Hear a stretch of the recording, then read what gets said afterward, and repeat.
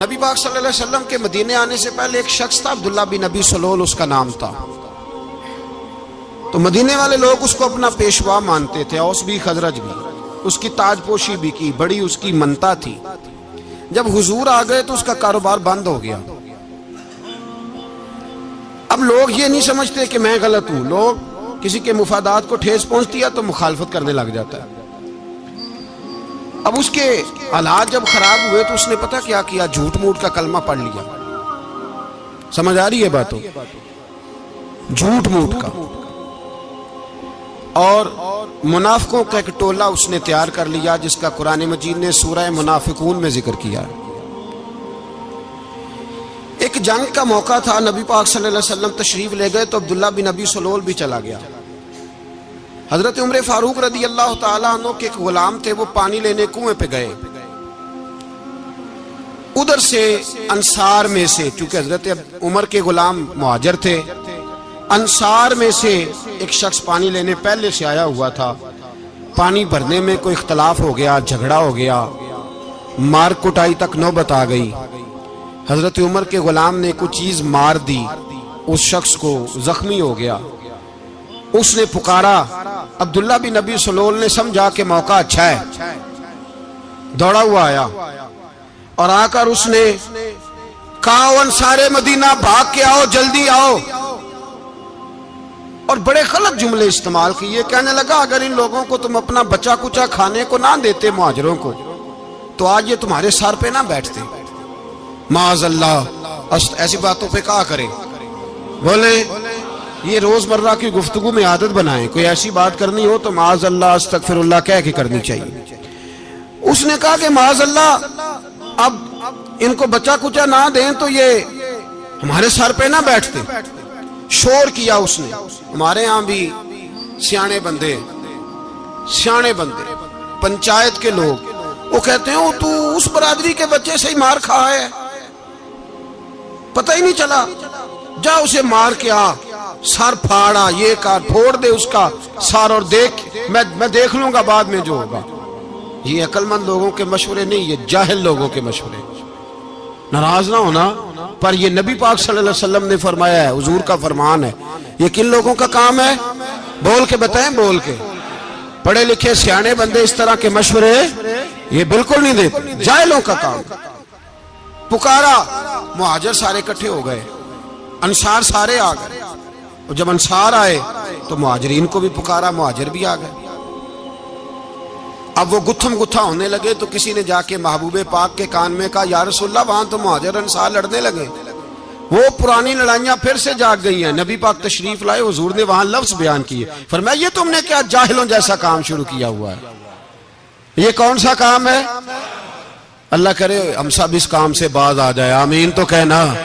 اور تو اس برادری دے منڈے کوئی مار کھائے؟ برادری کیا ہوتی ہے؟ برادری تو تعارف کے لیے، اونچ نیچ کہاں سے آ گئی؟ کہا میرے رسول پاک علیہ الصلوۃ والسلام نے، فرمایا تم جاہلوں جیسے کام کر رہے ہو۔ صلح کرائی، بات رفع دفع کرائی، لوگ چلے گئے، معاملہ ٹھنڈا ہو گیا۔ لیکن عبداللہ بن سلول نے کہا کہ میں یہ موقع خالی نہیں جانے دوں گا۔ پھر گیا وہ، اور جا کے انصار مدینہ سے کہنے لگا، ایک دفعہ جا لینے دو مدینے، تم نے میری بات نہیں نہ سنی تو جو وہاں بڑے سردار بیٹھے ہیں ان سے بات کروں گا، اور معاذ اللہ ثم معاذ اللہ ہم ان بے عزت لوگوں کو مدینے سے نکال دیں گے، وہاں صرف عزت والے رہیں گے۔ یہ غلط جملے اس نے ادا کیے جس کو قرآن پاک نے سورہ منافقون میں بیان فرمایا ہے۔ اس نے یہ بات کی۔ ایک صحابی تھے حضرت زید رضی اللہ تعالیٰ عنہ، وہ سن رہے تھے، آ کے عرض کی، یا رسول اللہ صلی اللہ علیہ وسلم، عبداللہ بن ابی سلول تو اس طرح کہہ رہا ہے کہ مدینے جا کے عزت والے دوسروں کو نکال دیں گے، اور تم اگر اپنا بچہ انہیں نہ دیتے تو معاذ اللہ آج یہ ایسا نہ کرتے۔ حضرت عمر نے بھی سن لیا، حضرت عمر نے بات سن لی، تلوار نکالی اور دوڑے۔ حضور نے بازو پکڑا، فرمایا کدھر جا رہے ہو؟ کہا یا رسول اللہ، اگر آج سزا نہ دی تو کل اور بات بھی کرے گا، اور اگر آج ایک قتل ہو گیا تو باقی سیانے بن جائیں گے۔ یا رسول اللہ مجھے چھوڑے، میں ماروں گا۔ حضور نے فرمایا عمر چپ کر، وہ جھوٹ موٹ کا کلمہ پڑھتا ہے، لوگ کہیں گے کہ محمد ابن عبداللہ نے اپنے ساتھی مارنے شروع کر دیے۔ چپ کر، حوصلہ کر، صبر کر، دلیری کر۔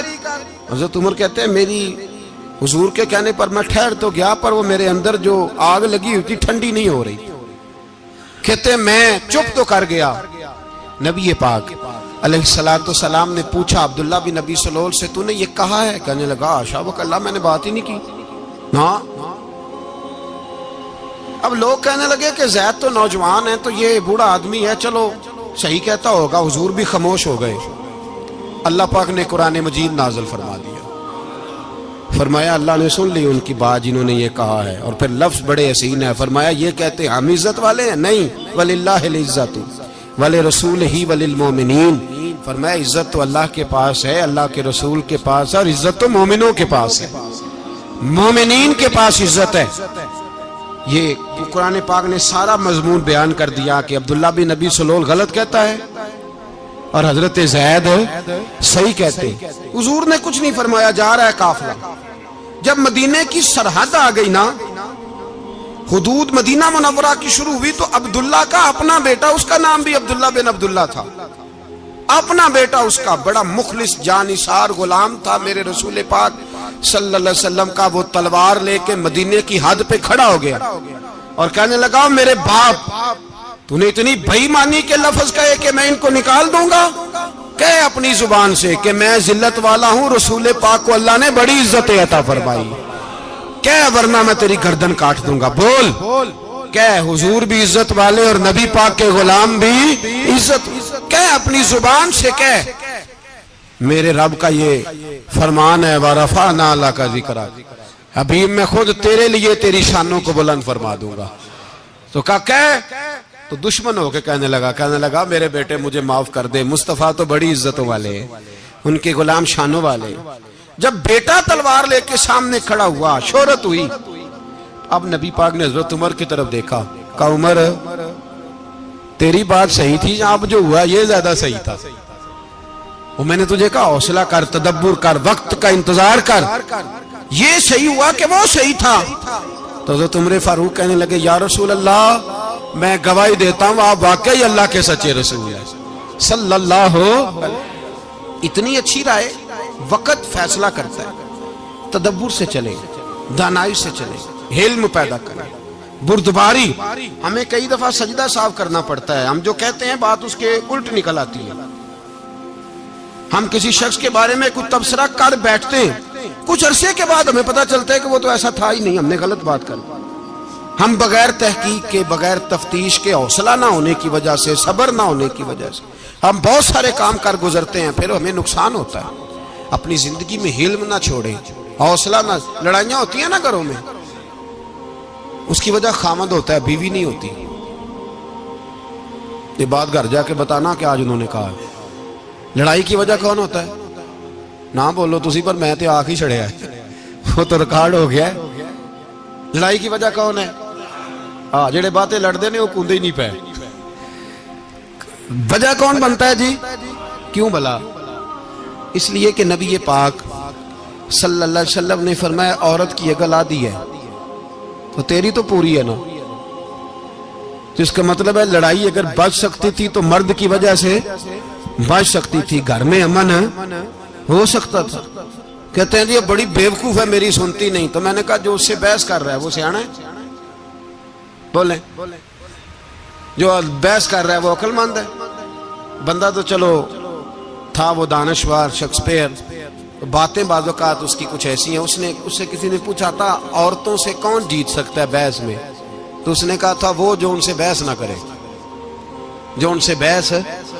تو بھائی تو وجہ اس لیے کہ حوصلہ تو نہیں کرنا تھا۔ نبی پاک علیہ السلام نے فرمایا بی بی ٹیڑھی لکڑی ہے، سیدھی کرنے کی کوشش کرو گے تو ٹوٹ جائے گی، سیدھی تو پھر کتنا بیوقوف ہے جو پتھر سے سر رگڑ رہا ہے، کتنا نادان ہے جو یہ حرکت کر رہا ہے، دریا میں چھلانگ لگا کے کہتا ہے ڈوبوں گا نہیں۔ تو بھائی حوصلہ پیدا کرے، علم پیدا کرے، بہت ساری ایسی باتیں کرے کہ جس میں اشتعال آئے گا، فٹافٹ 3 لفظ طلاق کے دے دیے، اب بھاگا گیا مفتی صاحب کے پاس، او ہو 4 بچوں کا کیا بنے گا؟ اور یہ بات پکی ہے کہ بچوں کو صرف ان کی ماں ہی پال سکتی ہے، ان کی ماں۔ اور بات مجھے نہیں بھولتی، ایک شخص نے بیوی کو طلاق دے کے دوسری شادی کی. اس کا بیٹا تھا 10 سال کا. تو اس نے اپنے بیٹے سے کہا کہ بیٹے بتا پرانی اماں صحیح تھی یا یہ صحیح ہے؟ اس نے کہا نہیں ابا وہ تو جھوٹ بڑے بولتی تھی، یہ صحیح ہے. وہ جھوٹی تھی، وہ جھوٹ بڑے بولتی تھی میری سگی اماں، یہ سچ بولتی ہے. اس نے کہا وہ کیسے؟ کہنے لگا اس لیے کہ میں کوئی شرارت کرتا تھا تو میری سگی اماں مجھے تھپڑ مارتی تھی اور کہتی تھی تجھے روٹی نہیں دینی، جا دوڑ جا گھر سے. تو میں دوڑ جاتا تھا تو جھوٹ بولتی تھی نہیں دینی، پھر آدھے گھنٹے کے بعد مجھے ڈھونڈنے لگ جاتی تھی، ڈھونڈ کے لاتی تھی، پھر میری منت کرتی تھی، پھر مجھے کہتی تھی نہ مجھے ستایا کر، پھر میرا ماتھا چومتی تھی، پھر میری مرضی کا کھانا بنا کے دیتی تھی، پھر میرے منہ میں لقمے ڈالتی تھی. جھوٹی تھی، پہلے کہتی ہے نہیں دینی پھر پیچھے بھاگتی ہے. یہ سچی ہے، میں شرارت کرتا ہوں تو تھپڑ مار کے نکالتی ہے، پھر میں منتیں کرتا ہوں پر روٹی نہیں دیتی، پیر پکڑتا ہوں نہیں دیتی. سچ بولتی ہے، اپنی بات پہ ڈٹ جاتی. او بھائی بچے اس کی ماں ہی پال سکتی ہے، تو نے 3 جملے کہتے سوچا ہی نہیں، تیرا کا گیا تو یہ تو نئی بیوی ملے گی، اور اس کا بھی کیا گیا، اس کو بھی شاید شوہر مل جائے. ان پھولوں کی پرورش صرف ان کا مالی کر سکتا ہے، دوسرا کر سکتا تو نے حوصلہ ہی نہیں کیا. ٹھیک ہے غلطی بیوی کی تھی پر تو مرد تھا نا، تیرے پاس تو دلیری تھی.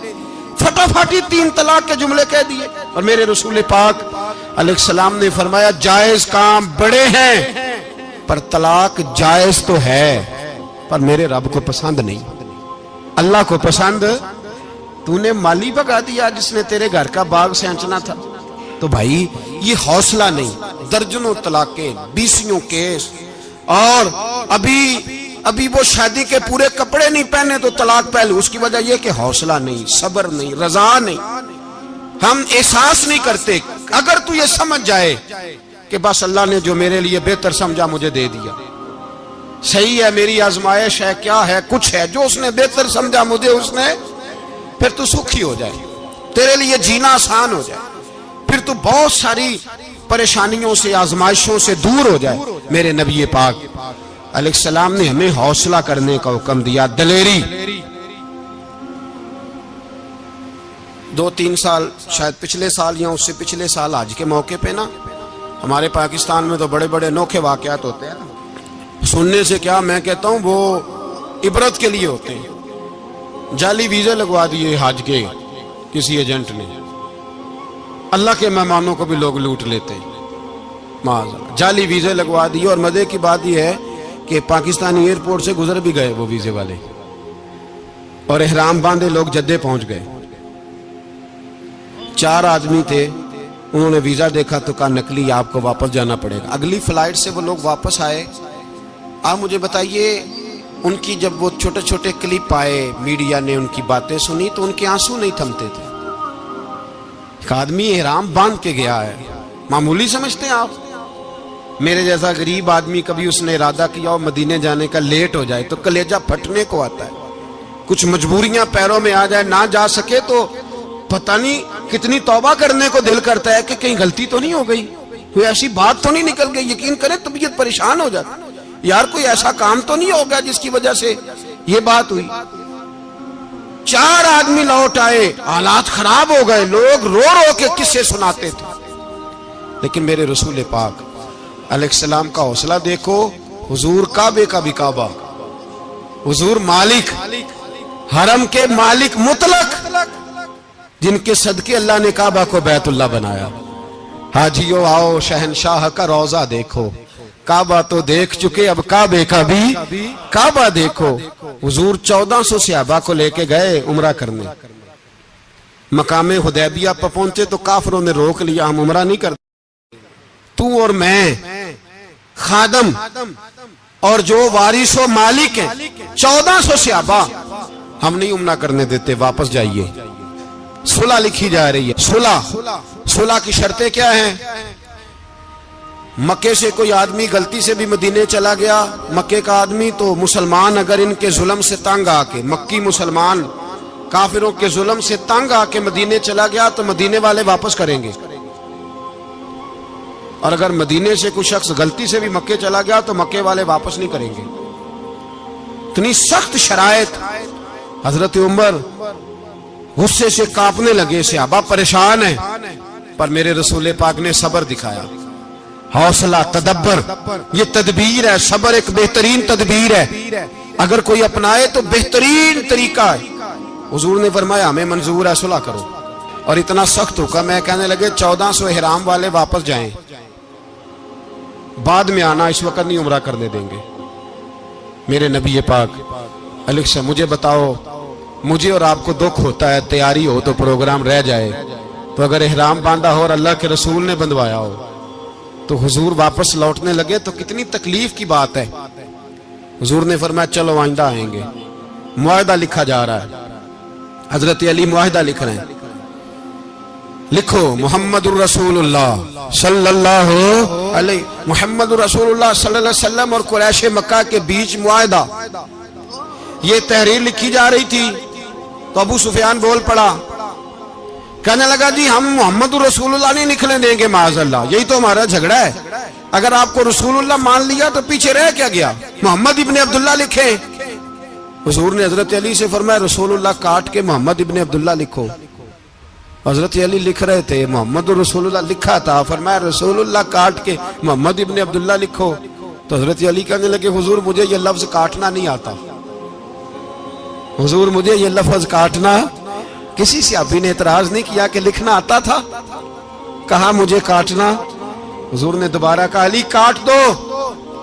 کہا یا رسول اللہ مجھے یہ لفظ کاٹنا نہیں آتا. میرے حبیب نے تیسری دفعہ کہا علی کاٹو. تو شیر خدا نے قلم چھوڑا, ہاتھ باندھے اور کھڑے ہو کہنے لگے محبوبہ مجھے تیرے قصیدے لکھنے آتے ہیں, کاٹنے کوئی نہیں آتے, میں مجبور ہوں, مجھ سے نہیں ہوتا. کوشش کرتا ہوں, نہ قلم اٹھتا ہے نہ ہاتھ چلتا ہے. میرے حبیب پاک نے قلم پکڑا اور لفظ رسول اللہ خود کاٹ کے محمد ابن عبداللہ کرایا. بھائی وقت گزر گیا, صلح ہو گئی. یہ تدبر, یہ حوصلہ, یہ تدبیر میرے نبی نے فرمائی. اب تو 1400 کو مکے نے نہ داخل ہونے دیا, لیکن ایک سال ہی گزرا, تھوڑا ہی وقت گزرا, میرے رسول پاک 10,000 کو لے کے مکے میں داخل ہو گئے. 10,000 اس نے فائدہ دیا. حکمت کیا تھی, تدبر کیا تھا. قریش روز لڑائی کرنے آ جاتے تھے, تبلیغ ہی نہیں کرنے دیتے تھے. ان سے صلح ہو گئی تو نبی پاک نے کیسر کو خط لکھا, کیسر روم کو, ہرکل کو. دور دراز تبلیغ پھیل گئی, مسلمان 100,000 سے زیادہ ہو گئے. ان کی طرف سے اب وہ لڑائی بند ہو گئی. میرے حبیب پاک علیہ السلام کے حوصلے نے کمال دکھایا, اس تدبیر نے فائدہ دیا امت مسلمہ کو. 10,000 کا لشکر لے کے حضور کعبے میں داخل ہوئے. کل جو ابو سفیان کہتے تھے نا محمد رسول اللہ لکھنے نہیں دوں گا, آج وہ خود کہہ رہے تھے اشہدو ان لا الہ الا اللہ واشہدو ان محمد رسول اللہ صلی اللہ علیہ. کل جو کہہ رہے تھے کہ میں یہ لفظ نہیں لکھنے دوں گا, آج ابو سفیان کی حویلی میں لاکھوں لوگ, ہزاروں لوگ بیٹھے تھے اور سارے کہہ رہے تھے محمد الرسول اللہ محمد الرسول اللہ محمد الرسول اللہ صلی اللہ علیہ وسلم. میرے محبوب کی تدبر نے, فقاہت نے, اور پھر کمال ہوا. 1400 کہاں اور 1,44,000 کہاں. 1400 کہاں اور 1,44,000. 1400 کو نہیں جانے دیا عمرہ کرنے. میرے رسول پاک 1,44,000 کو لے کے حج کرنے چلے گئے. حضور نے حج کیا, ہر طرف لبیک لبیک کی صدائیں بلند ہوئی. یہ میرے نبی پاک کا تدبر ہے, حوصلہ ہے. اگر وقتی طور پہ حوصلہ کر جاؤ گے, دلیری کر جاؤ گے, آنے والا وقت آسان ہو جائے. حوصلہ نہیں, صبر نہیں, سکون نہیں, 2-4 باتیں, یہاں تک کہ لوگ ابا جی کی بات برداشت نہیں کرتے, ایسے جملے کہہ دیتے ہیں جو دوبارہ پلٹ کے نہیں آتے. ماں کو لفظ نہیں بولتے, باپ کی روح تک چھلنی کر دیتے ہیں وہ جملے. لیکن لوگ اس وقت حوصلہ کرنے, اور ہم پنجابی لوگوں نے تو گنجائش ہی بڑی دے دی ہے. کہتے ہیں بچہ ہے جے ایک ہی ہے, ایک میں حوصلہ کرے کی ہے ماشاءاللہ. تو اگر جوان ہو گیا تو کہتے ہیں گرم خون ہے, مکہ کب. اگر بوڑھا ہو گیا تو کہتے ہیں بوڑھوں میں حوصلہ نہیں ہوتا, نہ بچے میں نہ. تو کس میں حوصلہ ہوگا, بولے کسی میں بھی نہیں. چھٹی سب کو فتویٰ مل گیا نا, یہ بچہ ہے جی, ابھی یہ تو بچہ ہے, آپ تو سیانے بیانے ہیں, یہ بچہ ہے. کمال ہو گئی ہے بھائی, کیا مطلب ہے بچہ ہے؟ بچے کو سارا پتہ ہے, ہر چیز اسے آتی ہے, حوصلہ کرنا ہی نہیں آتا. اور پھر کہہ دیا وہ تو گرم خون ہے. وہ کیا بات کرتے ہو, گرم خون؟ ابے کے گلے پڑ گیا گرم خون, اس کو کھڑا کرو نا ایس پی کے سامنے اور اس کو مار تھپڑ اس کے منہ پہ, تیرے گرم خون کا پتہ چلے. غریب کے یہ گلے پڑ گیا, اس کو کھڑا کرو ایس ایچ او کے سامنے, پھر پتہ چلے گا خون کتنا گرم ہے. وہاں بالکل چپ ہے, بالکل خاموش ہے. اور گرم خون اس کا صرف اماں کے لیے, جلال صرف رہ گیا اگر غریب گھر کی بیٹی بیاہ کے لایا تو صرف اس کے لیے. کوئی ایسی بات نہیں. ہم بڑے سیانے, ہمارا غصہ بڑا سمجھدار ہے, ہمارا وہ گرم خون بڑا سیانہ ہے. وہ جہاں دیکھتا ہے کہ معاملہ ہلکا ہے تو وہاں وہ گرم خون جلال میں, اور جہاں دیکھتا ہے کہ سامنے والا تگڑا ہے تو وہاں وہ گرم خون فوراً ٹھنڈا ہو جاتا ہے. حوصلہ پیدا کریں. زندگی حوصلے مند لوگ جیتے ہیں, جو حوصلے مند نہیں ہوتے وہ تو زندگی کا ایک سال لطف سے نہیں جی پاتے. حوصلہ کریں, مسکرائیں.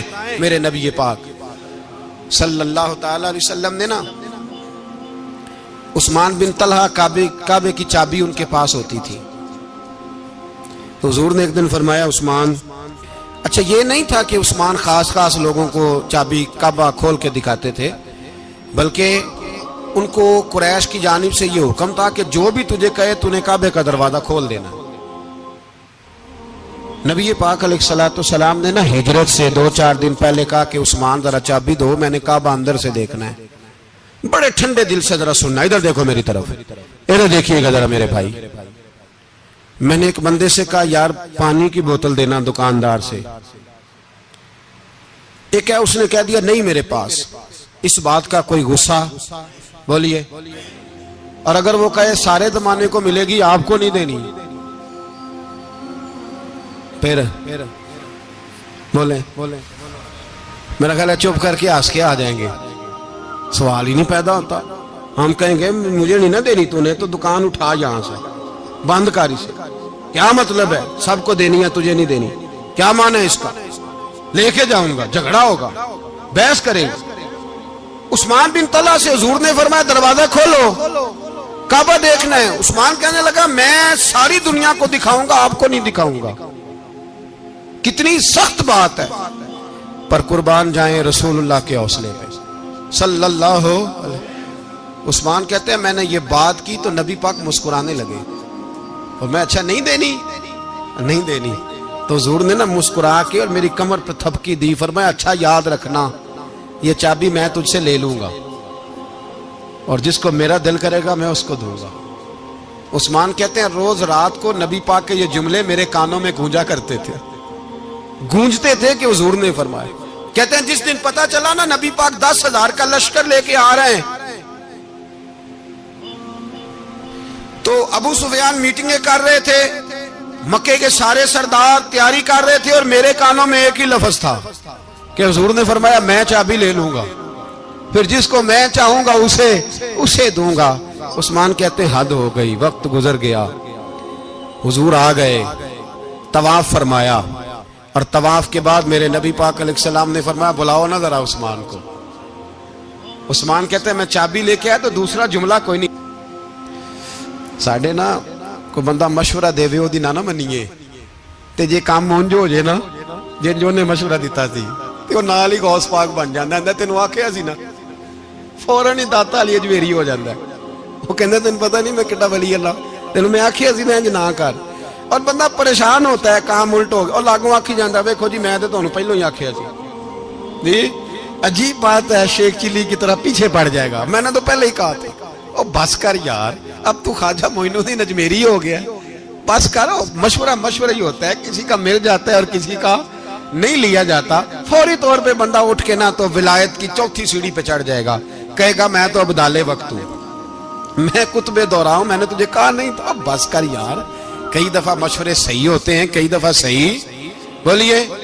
نبی پاک صلی اللہ علیہ وسلم کی احد کے دن خواہش یہ تھی کہ اندر رہ کے لڑنا ہے. جوان صحابہ نے کہا باہر جا کے لڑائی کرنی ہے, حضور نے باہر جا کے جنگ کی. بظاہر مسلمانوں کو شکست ہوئی. حضور نے ایک دفعہ نہیں کہا کہ میں نے تمہیں کہا نہیں تھا اندر رہنا ہے, بس ہو گیا جو ہو گیا. اب اس میں فٹافٹ اگلے کو حوصلہ دو، کوئی عرض نہیں یار. نبی پاک سب بولیے صلی اللہ علیہ وسلم، میرے حبیب پاک علیہ الصلوۃ والسلام نے نا کہا عثمان کو بلاؤ. عثمان آئے تو عثمان کہتے میں نے چابی دی تو میں تیار تھا، میں تیار تھا کہ اب میری بات ہوگی اور رسوائی ہوگی. لیکن کہتے ہیں قربان جائیں مصطفیٰ نے تو یہ جملہ بھی نہیں کہا کہ میں نے تجھے کہا نہیں تھا، یہ بھی نہیں کہا. حضور نے چابی لی، کعبے کے بت صاف کیے، نماز پڑھی، واپس آئے. فرمایا عثمان میرا وعدہ تھا تیرے ساتھ کہ جس کو میں چاہوں گا چابی دوں گا، یہ لو چابی میں تجھے ہی دینا چاہتا ہوں، لے لو رکھ لو. عثمان کہتے ہیں وہ چابی نہیں میرے طرف آ رہی تھی، میری طرف ایمان آ رہا تھا. وہ چابی نہیں آ رہی، ایمان آ رہا تھا میری جانب. کہتے ہیں میرے ہاتھوں میں چابی آئی اور میری زبان پہ کلمہ توحید جاری ہو گئی. بھائی تدبر، حوصلہ، صبر، رضا. ہمیں تو ٹائم بھی نہیں گزارنا آتا. گھر کا ماحول، گھر کے اندر رہ کے لوگ دکھی ہیں، اس لیے کہ ہماری طبیعتوں میں حوصلہ نہیں، ایک منٹ کے لیے نہیں، ایک سیکنڈ کے لیے بھی ہم یہ برداشت نہیں کرتے کہ چلو تھوڑا انتظار کریں، وقت کو دیکھیں، موقع کو دیکھیں. میرے نبی پاک علیہ الصلوۃ والسلام پہ اتنی مصیبتیں آئیں کہ پہاڑ پہ آتی تو وہ ریزہ ریزہ ہو جاتے، لیکن کسی مقام پر بھی حضور علیہ الصلوۃ والسلام شکوہ کرتے نظر نہیں آتے. ہم غریبی کا رونا روتے ہیں، ہر چوتھا آدمی کہتا ہے بڑا غریب ہوں، لیکن میرے نبی پاک علیہ الصلوۃ والسلام نے چوتھے دن کھجور کھائی، سرکہ کھایا ہے اور موٹے بان کی چارپائی پہ آرام کیا. حضرت عمر نے کہا حضور کتنی تکلیف ہے؟ فرمایا عمر کوئی تکلیف نہیں، تھوڑا سا تو وقت ہے، جنت میں جائیں گے، ساری نعمتیں اللہ نے ہمارے لیے تیار کی ہوئی ہے. راضی بالرضا، راضی بالرضا، کوئی کسی قسم کا مسئلہ نہیں. ہمیں آزمائشیں آتی ہیں، تکلیفیں آتی ہیں، بیماریاں آتی ہیں، لوگ چھوٹی چھوٹی بات پر پریشان ہو جاتے ہیں، ذرا ذرا سی بات پر شکوہ کرتے ہیں. میرے رسول پاک علیہ السلام نے فرمایا جب میرا رب کسی کو بیمار کرتا ہے تو 2 فرشتوں کو بھیجتا ہے، جاؤ میرے بندے کی تیمارداری کر کے آؤ. اللہ اکبر، خود رب بھیجتا ہے، جاؤ میرے بندے کی. تو مجھے بتائیے جب اللہ بھیجے تو پھر تندرست خوش نصیب ہوا کہ بیمار؟ جی تندرست پھر خوش نصیب کون ہوا؟ میرے نبی پاک صلی اللہ علیہ وسلم نے فرمایا رب 2 فرشتے بھیجتا ہے، فرماتا ہے پتہ کر کے آؤ میرے بندے کا اس کا کیا حال ہے، حالانکہ اللہ سارا ہی جانتا ہے. فرشتے آتے ہیں، واپس جاتے ہیں، رب کریم پوچھتے ہیں بتاؤ میرا بندہ کیا کہتا تھا؟ اللہ تجھے سارا ہی پتہ ہے، پر ہم سے پوچھتے تو بتا دیتے ہیں. وہ یہ کہتا تھا کہ میں اپنی رب کی رضا پہ بڑا ہی راضی ہوں. وہ تیری حمد کر رہا تھا، تیری تعریف کر رہا تھا، تیرا شکر کر رہا تھا، تیرے لیے کلمات حمد بیان کر رہا تھا. تو میرے نبی پاک علیہ السلام فرماتے ہیں، اللہ فرشتوں سے فرماتا ہے سنو پھر اگر میں اپنے بندے کو اس بیماری میں شفا دوں گا تو اس تندرستی سے زیادہ اچھی تندرستی دوں گا جو پہلے اسے عطا کی ہوئی تھی، پہلے سے اچھی صحت دوں گا. اور اگر اسے اس بیماری میں موت دوں گا تو پھر مرتے ہی اس کے لیے میں جنت کا فیصلہ فرما دوں گا. بھائی جب تو راضی بالرضا رہتا ہے، راضی بالرضا، بڑی سادی سی بات ہے بھائی. آپ گھر گئے روٹی مانگی تو اگر کسی نے کہا نا کہ اتنی تھکاوٹ ہے ٹائم پہ آیا کریں اس وقت، تو روٹی تو وہ بھی مل گئی پر اس میں لذت، وہ سکون نہیں، وہ سکون نہیں. میری اماں جی سالن پکا کے رکھ لیتی تھی تو روٹی جب بھی کوئی مانگتا تھا تو تازی بنا کے دیتی تھی، ان کی طبیعت تھی. تو میں اکثر ان سے کہتا کہ اماں جی پکا کے رکھ دیا کرو. تو کہتے تمہیں خوشی نہیں ہوتی جب تمہاری اماں تازی پکا کے دیتی ہے؟ خوشی ہوتی ہے، طبیعت میں خوشی ہوتی ہے. ان کا مزاج تھا، ذوق تھا، تو ہم سمجھتے تھے یار یہ بڑی سعادت کی بات. تو آپ گھر گئے رات کو تو گھر والوں سے کہا روٹی، تو فوراً اٹھے فوراً، اور انہوں نے کھانا تازہ بنایا اور ساتھ یہ بھی کہا باہر سے نہ کھایا کرے بندہ بیمار ہو جاتا ہے. کتنی ٹھنڈک پہنچتی ہے آدمی کے دل کو، سکون ملتا. تو بھائی بیماری تو آپ نے کاٹ لی لیکن ساتھ کہو ہو بڑا بیمار ہوں، میں نے تو اتنے گناہ بھی نہیں کیے، ظلم بھی نہیں کیا، کسی کو کچھ بھی. اب بیماری تب بھی کٹ گئی پر بڑی آزمائش، مریض ڈاکٹر کے گلے پڑ رہا، اس کے لواحقین جھگڑے کر رہے، بیماری وہ بھی کٹ گئی. اور ایک بیمار وہ ہے جو چارپائی پہ لیٹا ہے اور کہتا ہے جس طرح میرا اللہ راضی اسی طرح میں بھی راضی.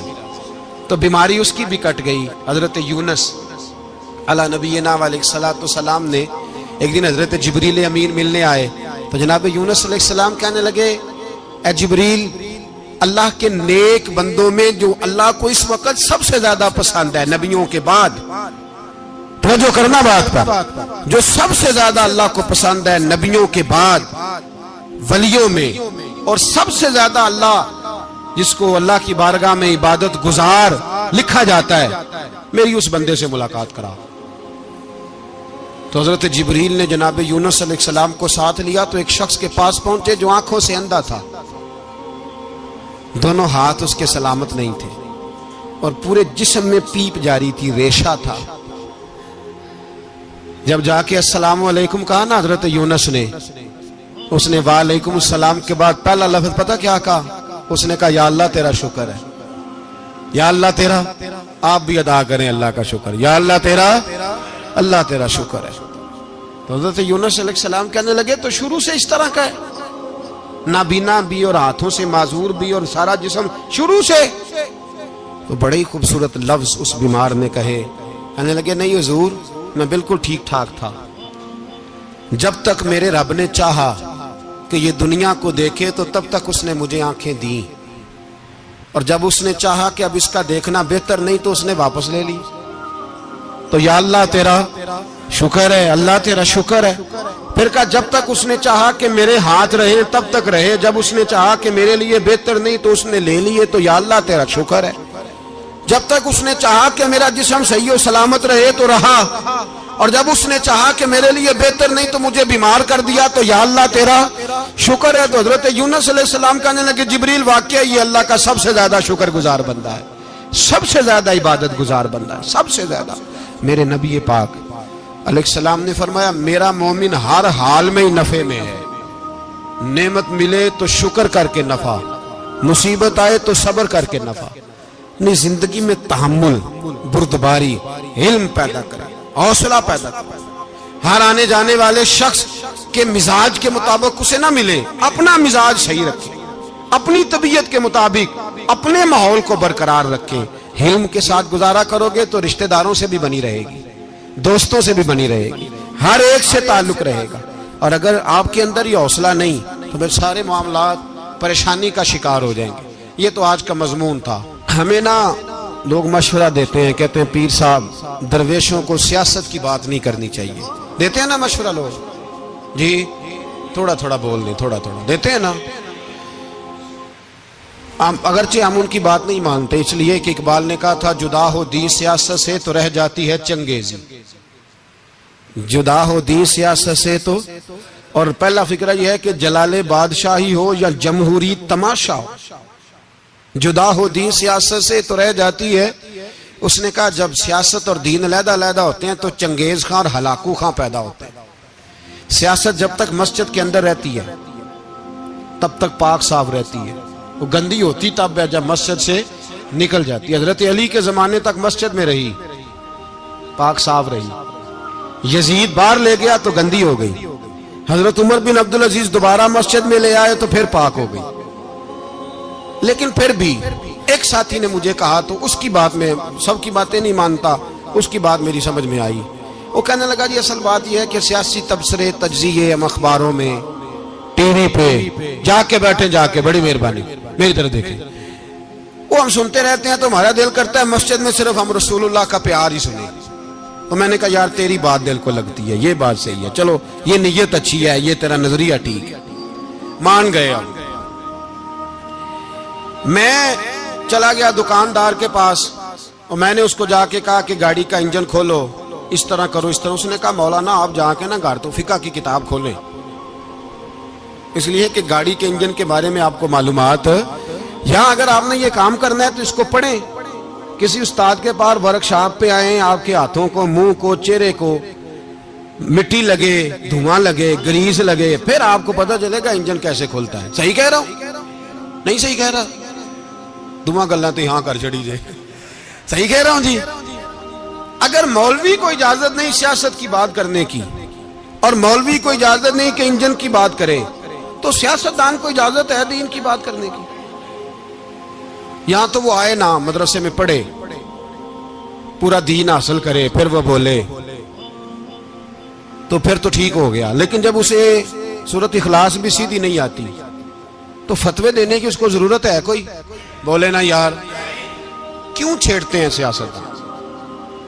ہم نہ پچھلے جمعے جلوس نکالنا چاہ رہے تھے ختم نبوت کی ترمیم کے حوالے سے، حکومت وقت نے کہا کہ ہم واپس لیتے ہیں، تو میرے بہت سارے دوستوں نے کہا جی نکالنا چاہیے، انہوں نے کیا کیوں؟ میں نے کہا یار لوگوں کو بھی پریشان نہیں کرنا چاہتے، ہماری اپنی سڑکیں ہیں، کسی کو بس ٹھیک ہے، انہوں نے واپس لے لی تو بات ختم ہو گئی، ہم مان گئے، تسلیم کر لیا۔ اتنا ہمارا مطالبہ ہے کہ اس آدمی کو ضرور سزا دو جس نے یہ ترمیم کی ہے، لیکن ہم نہیں کرتے، کوئی نہیں نکلے، نہیں نہ نکلے بولے۔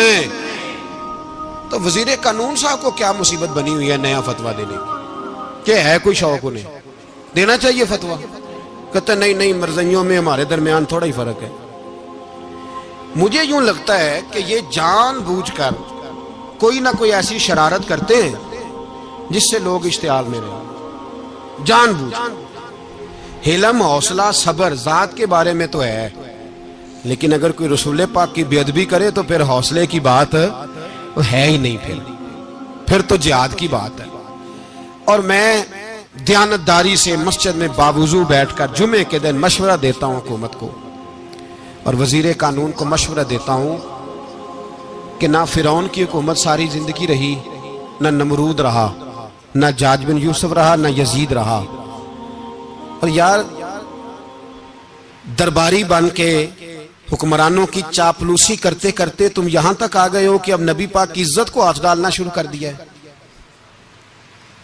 اور آپ یقین کریں سیاسی جماعتوں کا اتنا برا حال ہے کہ ان کے لیڈر کے بارے میں کوئی بات کرے تو پاگل ہو جاتے ہیں یہ احتجاج کر کر کے، اور اس نے ڈائریکٹ کہہ دیا کہ ختم نبوت کا مسئلہ ہی کوئی نہیں، جو دین کی بنیاد ہے، کسی کو پرواہ نہیں۔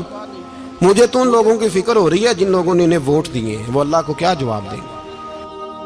اور یہ اللہ ماشاءاللہ ساری سیاسی جماعتیں اس طرح کی۔ اور میرا وزیر قانون صاحب کو بھی مشورہ ہے کہ زندگی بڑی تھوڑی ہے، بڑی تھوڑی، اللہ سب کو معاف کرتا ہے، اپنے رسول کے غداروں کو معاف نہیں کرتا۔ اور یہاں تمہاری گاڑیوں پہ جھنڈے لگے ہوئے ہیں، وہاں بھی تمہارے جھنڈے لگیں گے، پر اس لیے لگیں گے کہ یہ غدار ہیں ناموس رسالت کے، یہ جھنڈے لگیں گے۔ شرم کرو اور ڈر جاؤ، بس کر دو، تمہارے منہ میں اب دانت پورے نہیں رہے۔ کوئی شوگر کا مریض ہے تو کوئی بلڈ پریشر کا، تو کوئی ہارٹ کا، تو کوئی کینسر کا۔ شرم کرو اور اپنی قبر کی بھی تھوڑی سی فکر کرو۔ بتاؤ پاکستان کے کتنے صدر گزرے، وزیر اعظم گزرے، تو ان کی قبریں کہاں ہیں؟ کوئی جاتا ہے ان کی قبروں پہ؟ کسی کو خبر ہے؟ کیوں اپنے لیے جہنم کٹھی کرتے؟ سارا کچھ دنیا داری رہ گئی ہے، سارا کچھ صرف یہی رہ گیا۔ حضرت ابو بکر سردار تھے، حضرت عمر سردار تھے قبیلے، حضرت عثمان سردار تھے، انہوں نے سرداریوں کو ٹھوکر مار کے رسول اللہ کے قدموں میں بیٹھنا پسند کی، سرداریاں چھوڑ کے غلام بن گئے۔ تم سرداریاں بچانے کے لیے رسول اللہ کی غداری کرتے ہو، شرم نہیں آتی؟ اور قوم، شکوہ ہے مجھے ان لوگوں سے جو مولوی تو کہہ دیتے ہیں تو سیاست نکار، اور کسی سیاست دان کو منع نہیں کرتے کہ جب تجھے سورت فاتحہ بھی نہیں آتی تو تجھے کس نے اجازت دیا اتنی بڑی بات؟ اور میں نے پچھلے سے پچھلے جمعے بھی کہا تھا، پھر کہتا ہوں اور آن دی ریکارڈ کہتا ہوں، مرزائی کل بھی کافر تھے، آج بھی کافر، اور قیامت تک، اور جو ان کے کفر میں شک کرے وہ بھی، اور پکا بے ایمان ہے، کافر ہے۔ وہ وزیر قانون ہو یا صوبائی ہو یا وفاقی ہو، من شک فی کفر ہی فقط کفر، جو مرزائی کے کفر میں شک کرے وہ بھی کافر ہے۔ ہمارے رسول آخری رسول ہے، ہم کسی کو یہ اجازت نہیں دیں گے کہ وہ ختم نبوت میں رکھڑا ڈالنے کی کوشش کرے، ہم کسی کو یہ اجازت ہے۔ اور تم نے قوم کو لوٹا، لوٹتے رہو، اب ایمان پہ ڈاکے تو نہ ڈالو۔ تمہیں دولت لوٹ کے پیٹ نہیں بھرا، اب ایمان لوٹنا شروع کر لیا ہے۔ تمہارا فیکٹریاں لوٹ کر، قومی خزانہ لوٹ کر پیٹ نہیں بھرا، بھائی مانو اب دین بیچ کر اپنی حکومتیں پکی کرو گے۔ اور وہ لوگ بھی تیار ہو جائیں جو ان بھائی مانوں کو منتخب کرتے ہیں، ان سے بھی سوال کرے گا ختم نبوت کا موضوع قیامت کے دن کہ تم بتاؤ، ان کو سپورٹ کرتے تھے جو رسول اللہ صلی اللہ علیہ وسلم کے بعد بھی کسی نبی کو نبی ماننا درست جانتے تھے۔ شرم آنی چاہیے، خیال ہونا چاہیے۔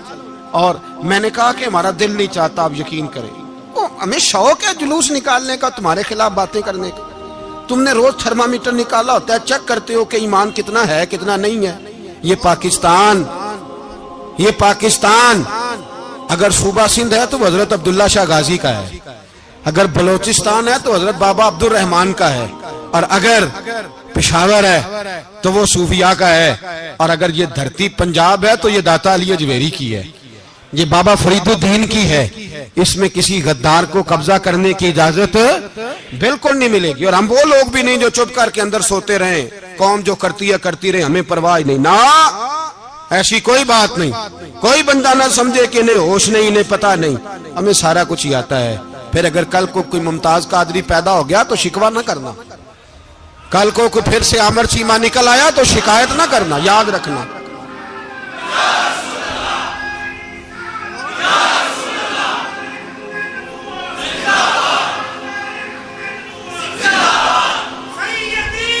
تو میرے بھائی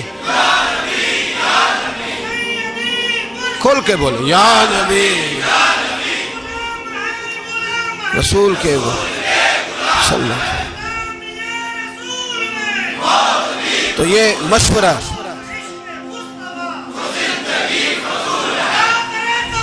جزاک اللہ. تو یہ تمہیں مشورہ ہے.